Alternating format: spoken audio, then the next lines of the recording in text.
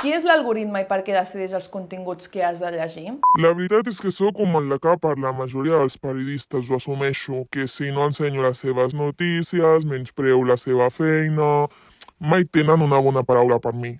El Discover de Google és un dels reptes que tenim per arribar a vosaltres. L'algoritme condiciona allò que llegeixes i les fonts amb les quals t'informes. A veure, és que a mi l'ús del català a les aules o l'aigua que hi ha al pantà de Sau m'és bastant igual. Prefereixo, jo què sé jo, ensenyar-te un article sobre quin gat ets depenent del mes en què neixis. Ara, però, els lectors poden decidir què llegeixen. A mi, sincerament, no m'agrada que em diguin què haig de fer. D'acord, a vegades faig en renou ensenyant-vos continguts, que si fake news, pseudomitjans, i ara doncs volen tallar-me les ales. Google ha posat l'opció de seguir els diaris dins del Discover, perquè els seus continguts us surtin recomanats més sovint. Si vols que l'algoritme t'ensenyi informació acurada i de mitjans de confiança, només has de clicar a l'enllaç d'aquesta publicació i donar-nos a seguir. D'aquesta manera, Google et recomanarà allò que escrivim i publiquem, i així ens podràs continuar llegint.